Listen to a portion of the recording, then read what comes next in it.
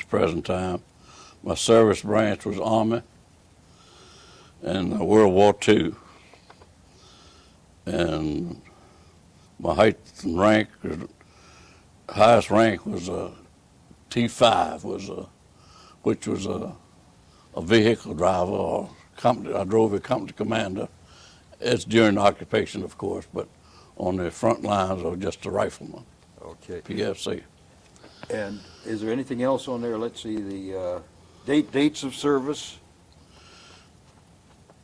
Dates in service is I went in 44 overseas in first part of 45 and advanced right onto the front line January of 45 and stayed there until the war ended, and then I stayed in occupation.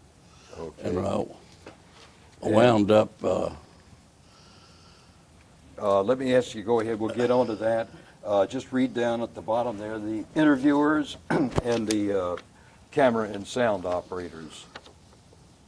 Yeah, this interviewer, Scotty Springerson Springston, and Dottie Byers, Don Byers, and Carrie Wren. Okay, and camera and sounds, Barbara Dora and Marlon Waters. Okay, that's great. Well, we're very happy to have you come and do this today with us.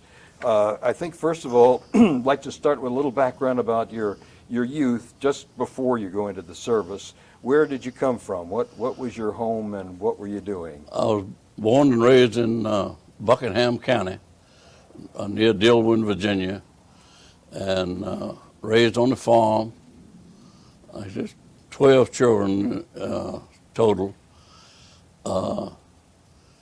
Stayed on the farm, finished school, went work. I got a short-time job at a sawmill off Barron, which is off Barron slabs off a sawmill, and work. My neighbor had this sawmill business and logging and so forth, and do remember the Pearl Harbor attack, and my parents was all really upset. Neighbors and all we all had neighbors that had children of our age and a little older, and a lot of them had gone ahead of me and my brother. And in fact, I think before I went in, we had lost several families around had lost a son, even before I went in.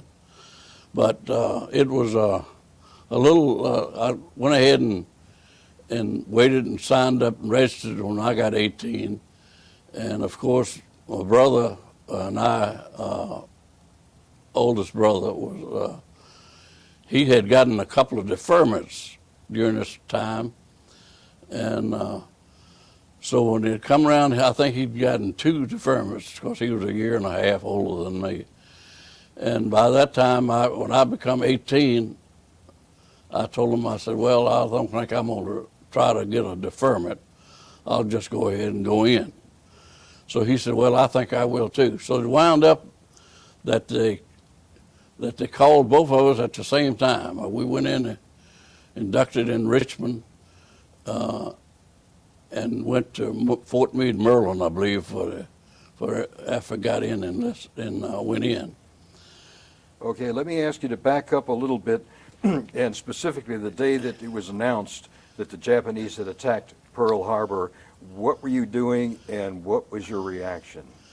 Well, as I remember, I was like I say, I worked at this place. I'd gotten out of school, and everybody was talking about it. I was only 15, I believe, at the time, and of course 16, close to 16, and everybody it was a buzz. That was about all you heard them talking about, and of course we didn't have TV at the time. We had radio, and everybody would sit around at the supper table and listen to one radio. We didn't have current, no power. It was just battery. And you didn't turn the radio on to listen to a whole lot of stuff. When you turned it on, you made sure you was getting some news. When the news went off, you'd cut the radio off to save your batteries. And that's the way it was when I left home, going into the service at that time. And it was that way until I went in and come back. I mean, it had current by that time. But anyway, that was got our news from a battery-operated radio. What was your reaction? What did you think? Well, I really, like I say, I was born and raised right there on the farm, and it didn't register too much until they got word that some of them had got wounded or was missing or whatever. And I said it kept the parents always was upset, of course. And I was a tough plowboy, so to speak. Didn't not much bother me too much. So leaving home was worse on the family, of course, than it was me. And of course, went into, I think my first place was Camp Blanding, Florida, to take basic training. And about the furthest I'd ever been away from home was when I got on the train and headed down the track. And it was all new ground to me. And so I stayed supposed to have gotten, at the time, we was getting 17 weeks of basic training. And what was that training? What did that involve? That was just regularly, they called it basic training, infantry, as they called it, as the infantry. But they cut that down from 17 weeks to 13 weeks. I was directly after the Battle of the Bulge in Europe. It was a main reason for they needed more troops. So they rushed us more or less through a bivouac and winding down of the training. And in the meantime, about 6 weeks into the basic training, they separated my brother and I. In other words, we left home together and was in basic training about 6 weeks. And during that time, a family had gotten, I think as many as 5 brothers, I believe it was, on a ship or something, had gotten killed. So they decided to breast up the brothers. And so it wound up, they shipped him to Fort Bragg, North Carolina, into another outfit, which I think was artillery, part of the Army. And I stayed there until the 13 weeks basic training was over. Then I came home for 2 days or 3 days in the latter part of 44 and had to report back to Fort Meade, Maryland. I didn't have to go back to Florida after my basic training. I went then to Fort Meade, Maryland, and into Jersey, I believe, into New York, and got on a boat. So you were shipped out after basic training. You didn't have any further training? No further training than the basic training in infantry as a rifleman. Okay, and what were your thoughts when you were getting ready to ship out? What were your thoughts about going overseas and going to war at that point? At the time, I didn't know whether I was going to Europe or Pacific. I left home and told them, I said, well, I'll write as soon as I get settled down. And well, I wound up, we didn't hardly know I think there was 10,000 replacements on that ship. It wasn't a big boat, I can't remember the name of it, but they called it a victory ship. It was remodeled, so to speak, for to carry troops.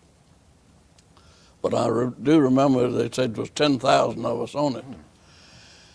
And we left New York on a zigzag course. It wasn't a convoy, it was just the one ship. I guess that was the purpose of taking a zigzag course, in case, because at that time there was a lot of torpedoes. being fired from enemy ships, and they was laying us, wasn't too far offshore from here at that time. But nevertheless, we made it, and I think it was 15 days. Okay, and you didn't have any attacks on the way, did you? Any submarine No, attacks? we didn't No. have any action whatsoever as far as, other than it. You could feel it when you was taking that zigzag course. That ship would, you could tell in the maneuvers of it, even day or night.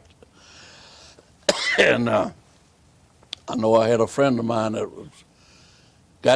got sick in New York before we left the harbor in New York, and he didn't get out of his bunk until we got to Europe. And of course, I was lucky. I never did miss a meal, but he missed a lot of meals, and I couldn't even bring him nothing. He wouldn't accept nothing. He was that weak. When he got there, he was awful weak, but he survived and made it. And but that was a trip I'll never forget. That was your first boat trip? That was my first boat ride. Okay, and where, when you got to, where did you land? We landed in Le Havre, France, Okay, and had a big tent camp set up there, and that's how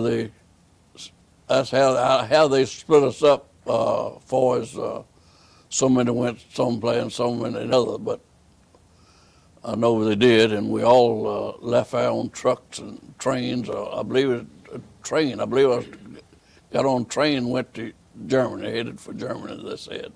so that you went directly at that time through France to Germany. Right. Excuse right. me. Landed in France for several days. It wasn't too much, just enough to transport whatever they had to do to get us on the rail and going. Okay, and about what time was that? That had to be in first of 45, January, first week or two in 45. I think you said that had been just after the Battle of the Bulge. Yeah, I think Battle of the Bulge was somewhere in the summer of 44. That was in the winter of 44, Oh, well, 45. the latter part of the winter So of 44. you didn't yeah. participate at No, all in that, no, did you? that's Okay. What was your first overseas assignment when where you got to and what you did? Well, they carried me to a road in the dark, more or less. Everything was black out. So the road, you didn't know where you were, really.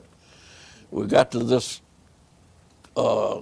camp, or just tents, or what it was. There wasn't no buildings of no kind. And I remember they carried me into a tent. It was Captain Stone was the captain's name, and introduced me to him. And of course, a lot of them was with me. And it was the 315th Regiment, 79th Infantry Division, 315th Regiment. I found that out the next day, the address and all to write back with. So that's when we got the first address to write home and for them to write back. And well as I can remember, it was about 30 to 45 days before from the time you sent the letter until it got back at that time. It was a lot of the mail was on ship instead of flown over. Of course, some of it was, but at that time, most of your troops were transported by ship or by rail. Mm-hmm. Over there, we would most time move by rail until you got to your destination, and then of course you had your company trucks and whatever to go. But that night I got to on the front line and joined what you call it, the 315th Regiment, or the 79th Infantry Division. That's when you started to. Well, at that time, you could still hear the bullets and the shells and going overhead or in the distance. You could hear the front lines, in other words, in the distance. Hear the action. So when you got there, you knew you were. I knew I was on the front lines. Okay. And you went from there. You went into no man's land when they assigned you to your company and carried you up to your company. You left that site and went on right to the front lines. Do you remember what town or village you might have been near at that time? I can't recall any German town that, of course, so much of it was just piles of brick, more or less, that had been bombarded so much. But it wound up, I was pretty close to the Rhine River in a Ruhr pocket, because it wasn't many days or weeks after I joined the company and regiment that we was told then that we'd be crossing the river, and it led up to going to the Rhine and crossing the Rhine River. So at that point, well, let me back up a little bit about the winter conditions. Ask you about the winter conditions. How bad was that for you? Yes, I do remember it was when I left France and getting up there by rail, when they unloaded us off of the rail and standing in a lot of snow. And this was in France, right at close. It wasn't on the front line, but it was back wherever the front line was at that time. Whether it was in the edge of France or the edge of Germany, I didn't really didn't know. But the Rhine River was my first experience of being, say, in no man's land, so to speak, advancing. And that was crossing the Rhine River. So. And how did you get across the Rhine at that point? And boats, pontoon bridge, what was the They method? did have a bridge. The bridge had been blown, and they had put up pontoon bridges, which is pontoons roped and tied together and strung across. But just before we got there, they notified us that the pontoon bridge had been blown, and it was tidal water, and that had drifted down the river. And the Corps of Engineers was, I remember when we got there, they were there also working, trying to get that pontoon bridge back into position in order to get the trucks and things across. But in the meantime, they also had little small boats, I'd call them, just like you go here fishing in the bay or the river, with outboard motors on them. And as we'd get into this boat, they had lots of them there, dozens of them. And they'd put 4 or 5 or whatever, 6 or 7, whatever troops could get in it and go across. That's the way they was going across when I got there. And I remember the one that I got into, plus several more, how many of it was, 6 to 8, they had a backwash. Well, another boat got too close to us and he'd returned from a load, carrying a load. A backwash come up on our motor and drowned it just as we took off. Hadn't got far enough offshore to say we was out. We had to come back. It wouldn't crank back up. So we wound up having to use our rifle butts and oar back to the shore and get in another boat. And of course, that hadn't got across all right. And plus, they was lined up behind us and went across the river right there. That was the Rhine River. What opposition, when you were trying to make that crossing by boat, what were the Germans doing to try to stop you? Well, they was throwing mortar on us and shells and all that while we was coming down to the river. They knew we was some action down there. So we had to more or less dodge bullets and shells and so forth coming down to the river. And I remember very distinctly a lot of shells fell pretty close to me coming down to this river to get into these boats. And at that time it was real foggy. You didn't know where you was going more or less till you got right up on what you was going to do. And I've always had bronchial trouble. I had an attack of asthma. And I literally passed out because they were more or less, we was double timing, marching. down to this crossing to get across before daylight. It was in the early morning. And so I told my buddy tried to help me. I said, no, you go ahead. If I feel better in a minute, I'll catch you. I said, I know which way y'all going. Y'all going straight ahead. I said, I'll try to catch you. In the meantime, by the time they got into, I could hear them talking, of course. We was all, wasn't hollering, of course, but you could hear the footsteps or whatever. Several of these mortars fell at me pretty close. And when you hear the incoming bullets, you could tell if they were incoming or outgoing shells. And I've had them to fall within 10 feet of me and be duds. They'd be, a lot of duds were falling at that time. I guess they were running out low ammunition or using the old stockpile or whatever the Germans were. But that sort of scared the asthma out of me right away. It didn't take me long to get to where I thought I was breathing real good. And really, I reckon what it done is scared it out of me. I did catch the platoon, or the company, and the platoon, it was all divided up into platoon. I did catch my platoon in order to and then I stayed with them the rest of the time. But then that's when we got into the boats and got across, and then had to come back and go again. But we made that trip. So this happened actually before you went across the river. That was happening before I went across the river. But then you had to come back. It was just a few, maybe 100 feet out that we had to come back. Oh yeah, that's when you lost the engine. That's when we lost the engine, Okay. come back. Okay. And then we got on the other side. I remember very distinctly, it was getting daylight. And when we got across, it was beginning to daybreak, they call it. And we aimed to dig in. They told us to dig in.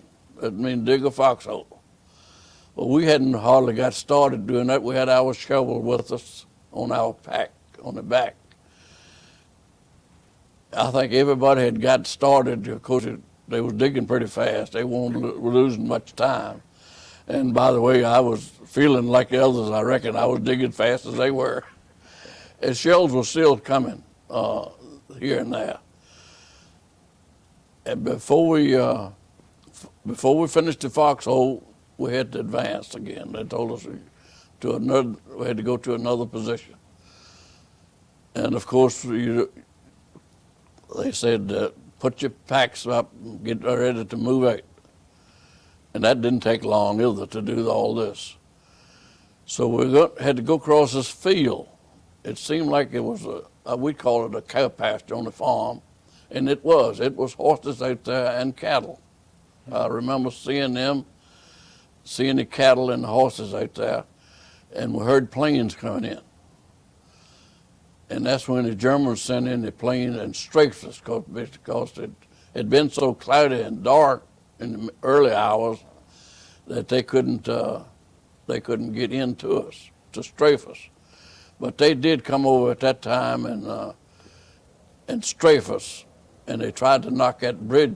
They was working on that pontoon bridge down there again, where we had crossed, and had gotten that back into operation so our trucks and things could come across.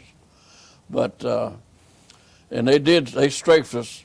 Luckily, bullet didn't hit me, but it hit some of them cattle and horses out there, because then after the sun burnt the fog away, you could look back there and see exactly where they were when the planes come over, because that's where they were.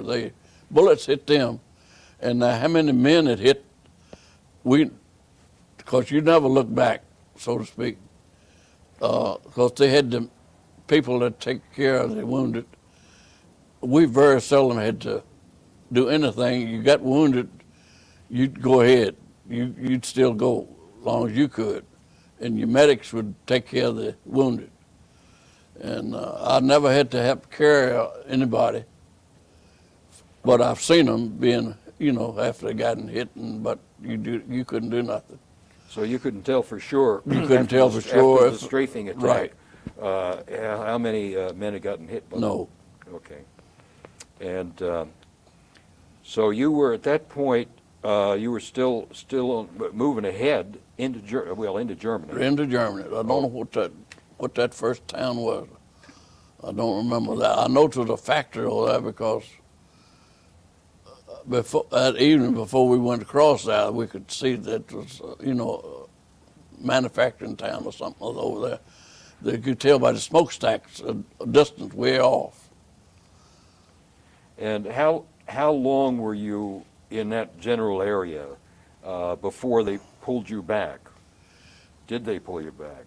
Yeah, they pulling me back. That company, I don't know how long that regiment had been on the front lines when I joined them, see.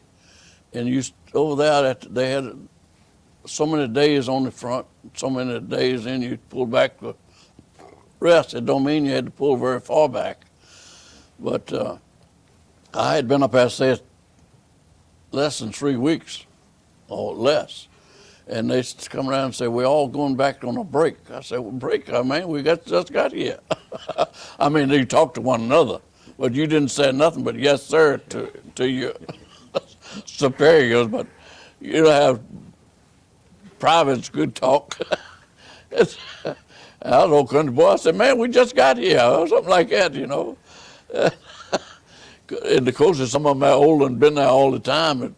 Of course, we'd have to make jokes at it in order to get along. You couldn't dredge on nothing, and but so long. But anyway, we did go back to.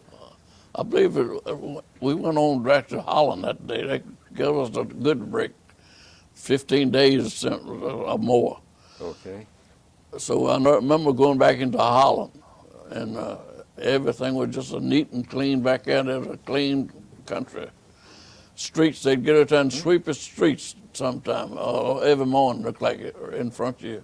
Yeah, they was during the war. Yeah, it was, of course they carried us back far enough to be away from the noise then, see. But I know we'll forget the Holland part of it because there was a Dutch, call it Dutchland. That was they kept everything clean.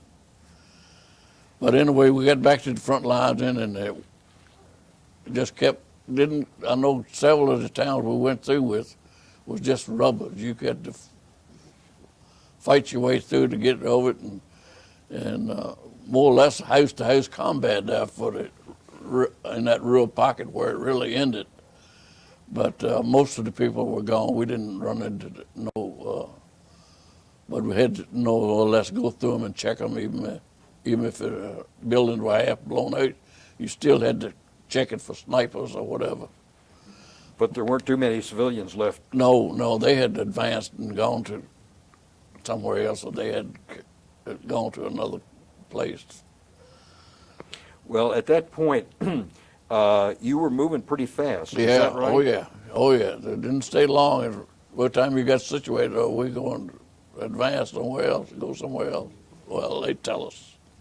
And about how long were you involved in this fighting your way through the rubble, through the houses, what left of them? Well, it was that was January, February. War ended. So I was on the front line. I'd say 3.5 months at the most, till it was all over with. And at that point, when the war did end, do you remember where you were at that time? They called it the rural pocket, and as far as the towns, it's the rural pocket. I know it would be on the probably the west side of the river, whatever, because I know we had crossed it. But you weren't to Berlin at that point. No, I wasn't all the way to Berlin, but it was in that rural pocket. That's where it ended. Okay. But I wound up going to Berlin afterwards, but not there. Well, let me ask you about the day the war was over, and how did you find out, and what went on then? Well, it was when it stopped. It stopped. There wasn't no like it was since then wars. When it stopped, everything stopped. It was just more or less. you go to work in Novell, you'd be on the front line, you'd stand guard duty, it's called work day, and then you'd have a chance to sleep a little bit. But somebody would be watching over you while you were sleeping, and vice versa. I'd either be sleeping, watching somebody guarding, or somebody or either on the front line looking ahead.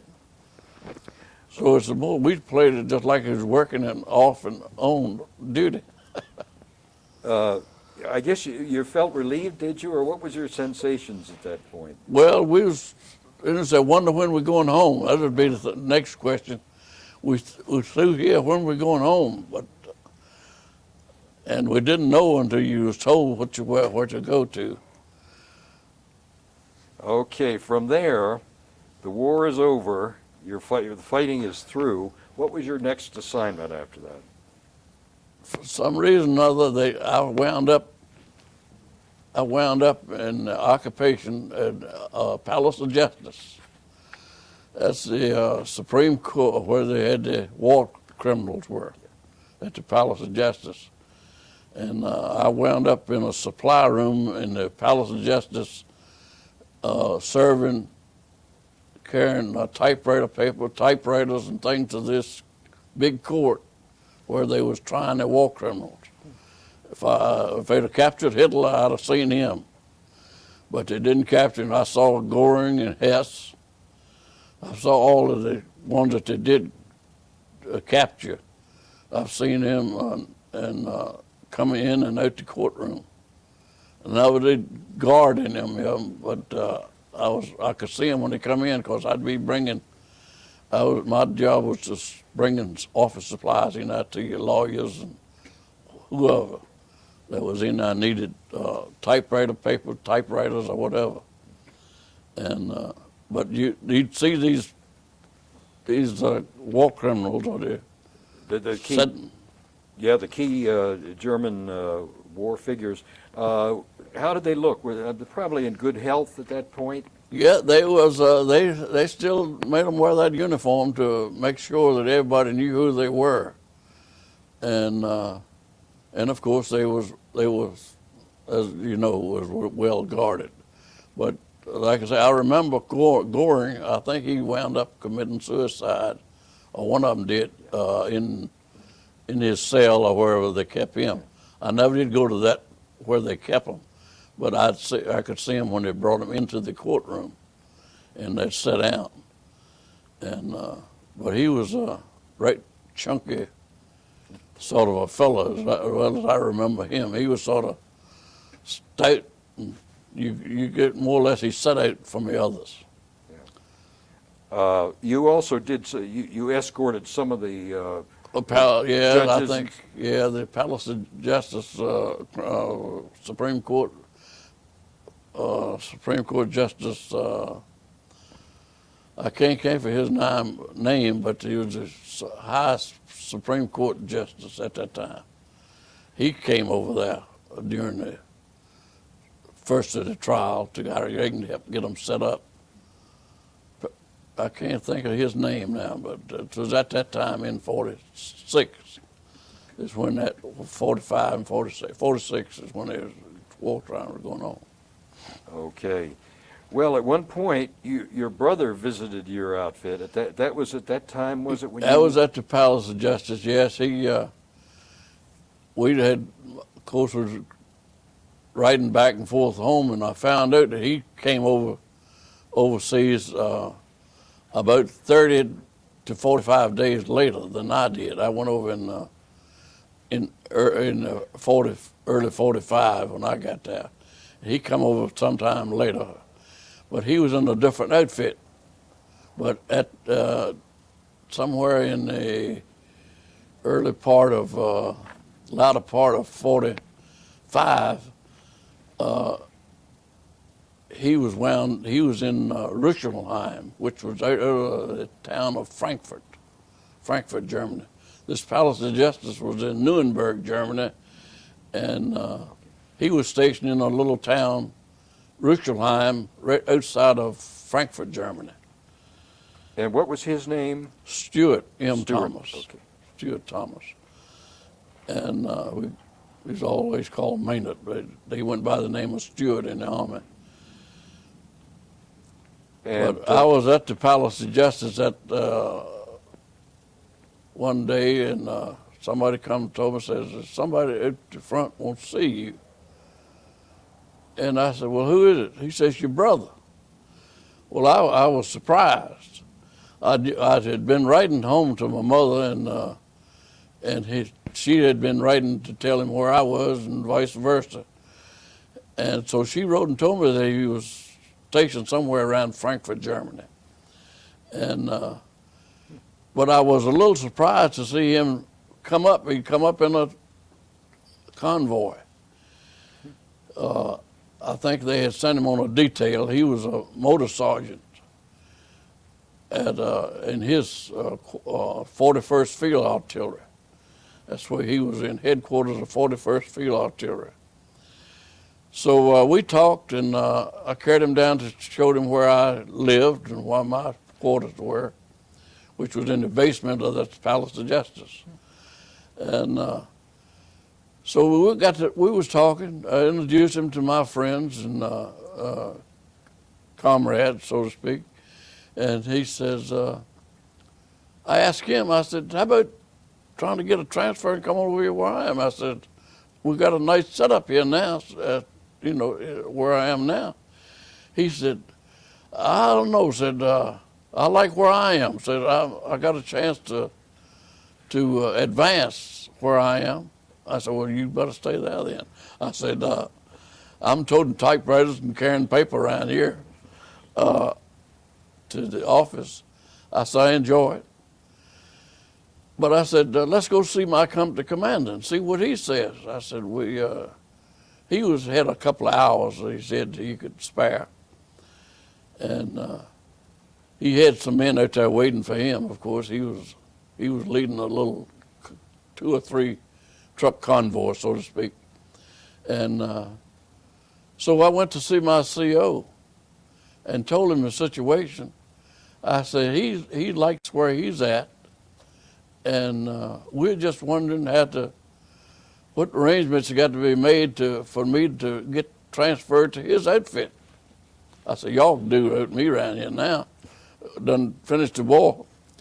Kidding, of course, and I was serious, and he said, we can arrange that, Reagan. I said, well, what's the first procedure? He says, was talking to my brother, he said, when you go back to your company, you have your company commander to get in touch with me and put in a requisition for a transfer for me to come to his outfit. And he said, and I'll approve it. And I said, is that all? He said, that's all. And so we thanked him. Well, brother went on, got back to his crew out in the front, waiting for him, and he'd left. Well, it went on for several weeks. I had almost forgotten about what had happened. Couldn't hear nothing. They won't tell you nothing till it happens. When they say move, and it's time to move, you don't have time to get a whole lot of things straightened out. But I know I was on the street or off duty at the time, and somebody found me and said, come on, said, you ain't got but an hour before you got to be on the train. I said, on what train? He said, you going to Frankfurt, Germany. He said, you got your transfer come through. I said, oh, I had almost forgotten. I thought that was all over with. Sure enough, they had my bags when I got back to where I bunked down at. They had my bags, they thought was mine, in a bag, and that was it. I looked around, I didn't see nothing else. Everything, that's how you moved anyway, on a duffel bag.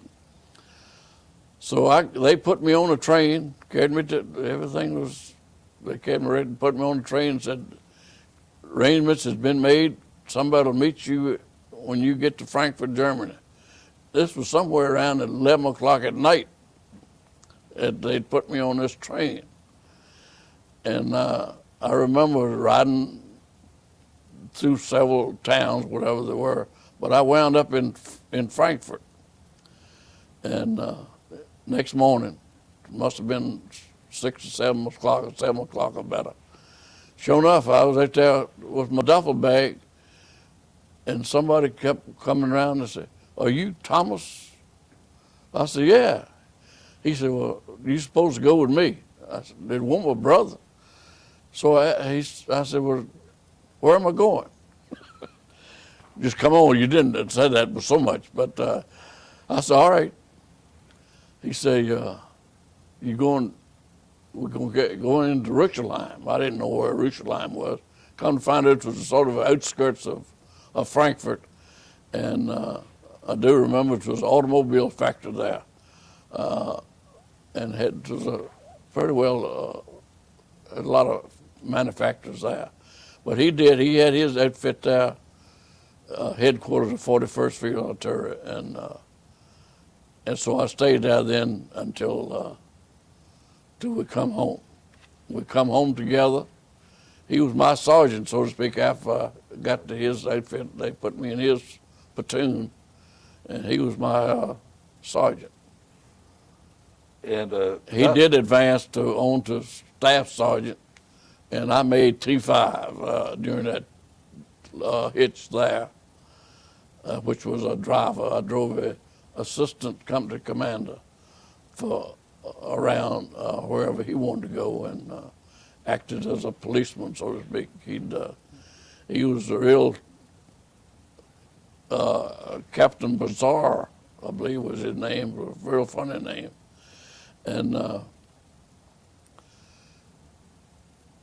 so my brother, he was a motor sergeant of a headquarters, and there was 2 or 3 other regiments in his outfit. And officers, when they'd been over there, a lot of the officers had been over there for several years, or lots longer than I had. They'd get to come home on what they call TDY. And they'd ask Maynard, said, "I need a vehicle to go to Le Havre, France in such and such a date," say a week in advance or 3 or 4 days in advance, and says, "Have me a driver and a Jeep ready to go to take this officer to his ship." Well, Maynard, in the meantime, at night, we'd just say we'd knock off from work and go home. We were still staying in houses in that town. We just took over a small town, and the whole company was right in, and we had houses and bedrooms and all, sleep in there. And so he'd tell me at night, said, "I got a trip coming up to carry a captain or colonel or lieutenant or whatever to catch a boat in Le Havre, France, going home on TDY. Do you want the trip?" I said, "Yeah, I want the trip." I said, "Yeah." In the meantime, when you left Frankfurt, you had to go through Paris, France, to get to Le Havre, France. And if the officer had time to stop in France, in Paris, it'd suit me fine. And they'd always have a place for us to stop and rest at another army camp, of course. And if he didn't want to stop there, I can't remember how far this was from Frankfurt to Paris, but it was over several mountains, and as well as I remember, we had to spend one night at a camp during the trip or whatever. But when I got rid of the officer, then it was up to me by myself the way back. Well, I'd come back through Paris.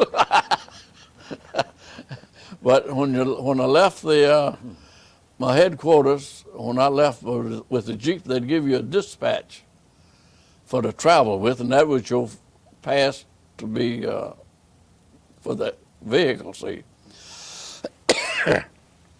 So I'd make sure that, and of course they had it itemized how many miles I traveled per hour and days and whatever. So I remember several trips I made. So I had enough points to come home, battle stars or whatever you want to call them, and they call them points. you got discharged on points at that time. Directly the war was over, the ones that been in there the longest had the most points and so forth. So I knew my time was coming pretty close to being time to come home. So he said he had one more trip coming up. He said, I think this will probably be our last trip.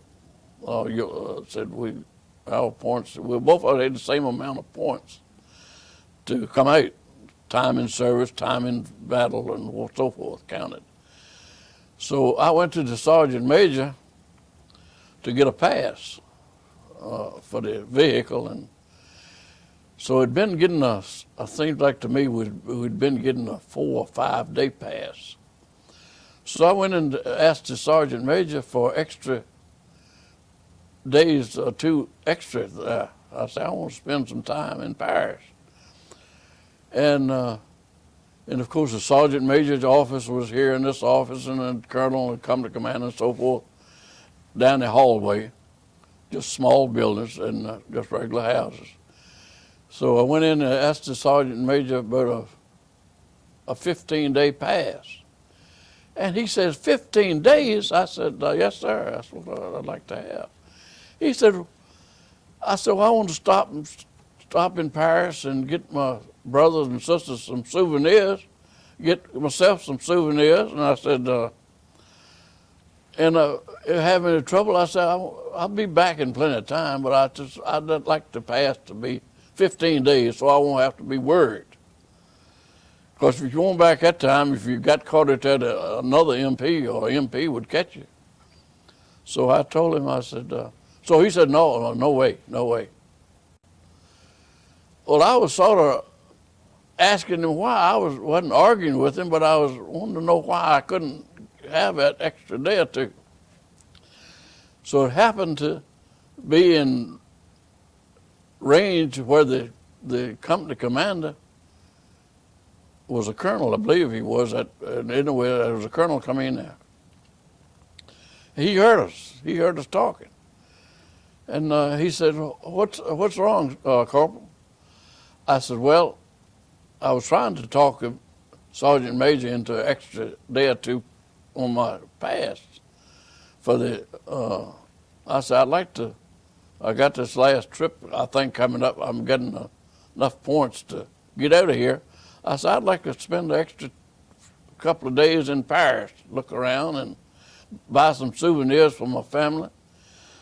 And he said, well, how much time do you want? I said, well, I've been going and coming in so many days, and it was a plenty. But I said, I'd like to spend another night or two in Paris. He said, give his corporal 15 days. That's what he wants. So that was the end of that conversation for the length of that pass. And the sergeant major, it didn't say nothing, and he didn't have much more to say to me the rest of my time there. But I knew my time was running short in his outfit to start with. And the colonel knew it too, and that was all he said. Give his corporal what he wants, 15 days. And I won't never forget that one, I know. When you were in Paris, what did you do, and what kind of that you can talk about? That I can talk about. I got a bag full of souvenirs, and carried them and with me back to the company and mailed them home. I did get a lot of stuff there, and plus memories and whatever, and I got back to the company and mailed them back home, and my sisters and brothers were tickled to death at the little items that I bought them. I bet they were. Let me ask you about your impressions of the French and the Germans and after the war was over. How did they react, and how did you react to them? Well, the Germans were real, as far as I'm concerned, they're real good people. Of course, you got your Nazis and your German soldiers and so forth. And to my knowledge, I can't say that I ever killed one, to my knowledge. I never remember shooting nobody, nothing like this. Done as I was told to go stand guard duty and so forth. But far as killing somebody, I've seen people that had been shot Americans and Germans. But I have never shot nobody to my knowledge. But the German people after the war was over was very courteous, polite, and it was easy to get along with. I've been to people's houses. I've met girls over there, went to their house. They were introduced to the mother and father if they had one of them, mother and father. And of course, if they had brothers, they was probably in prison or whatever. But they were very, I could talk a little bit of German, not much. But you could always get along with girls. You always talk enough to get along with them. And they would dance. We'd have them into nightclubs at the club and PXs and so forth. And I did enjoy and remember the time I spent in Holland. They were real good people, easy to get along with. And the French, I'm not going to say anything bad about them, but they were a little bit different people to get along with. I guess they had been in there, and the Germans had been in there and out, and they thought they was home free. And they did have a what they called French Moroccans in France, which was black people. They called them French Moroccan, and they were awful mean people, in my opinion. I didn't associate with them that much, but I know they did break in my Jeep one night. And they supposed to have had guards around it, and I think they're the ones that really broke in my Jeep. And they didn't steal my souvenirs, but they stole some other stuff that belonged to the army, blankets or whatever. Because you carried your blanket and stuff in case you had to, get broke down or something on the road, you wouldn't freeze to death. They stole some clothes of mine, but they didn't get any of my souvenirs, which I was glad of. Which after I got back to the company, I did mail them home and got word back that they had received them and all before I got home. And they really enjoyed that.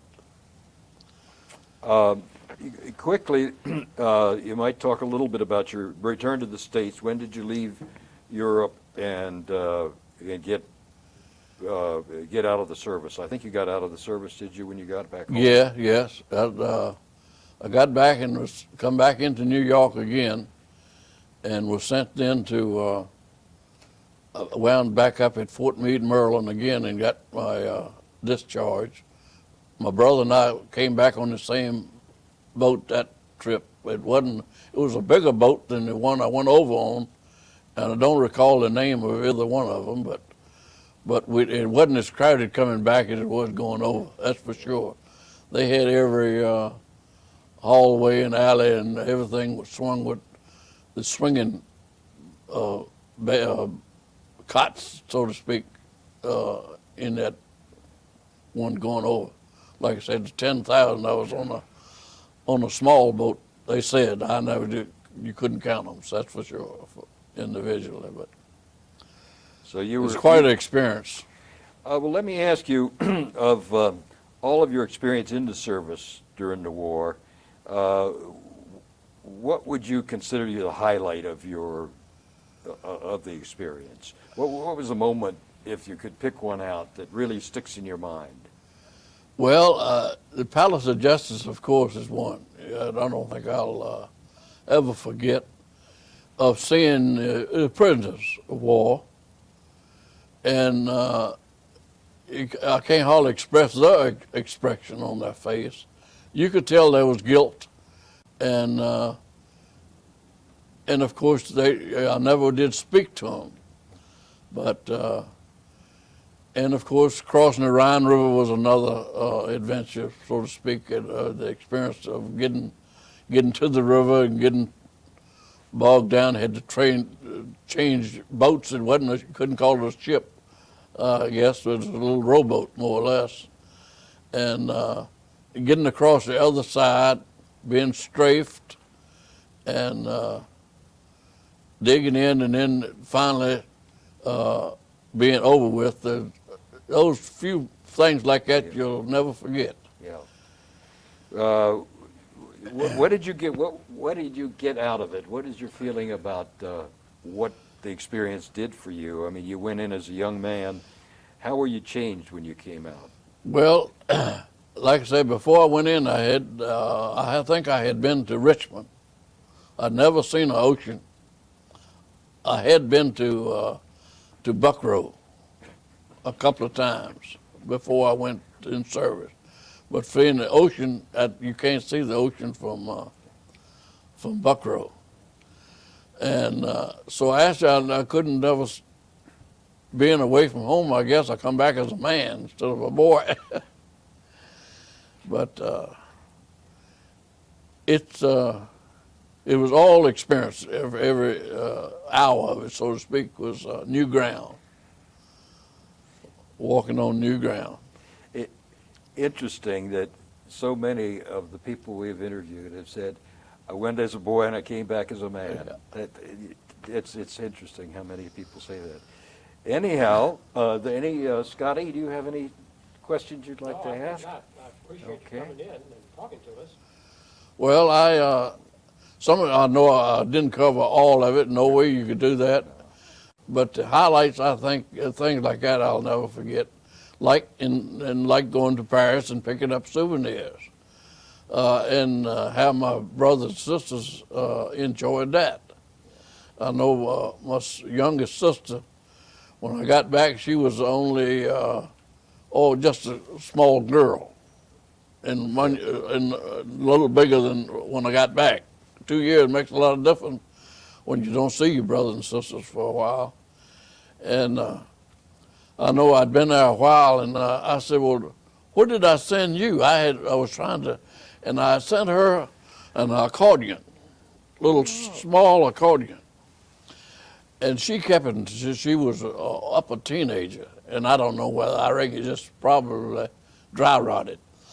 But it actually had a little keyboard on each side, and it would work in and out and make a noise. And that's about all it did, and I don't think she ever learned to play it, but she never forgot, and still hadn't forgot it. And I sent each one of them, brothers that was below me, a little something. Well, Carrie, anything you'd like to ask here before we're getting real close? No, I thoroughly enjoyed the Okay. interview. And thank you. I would have one thing.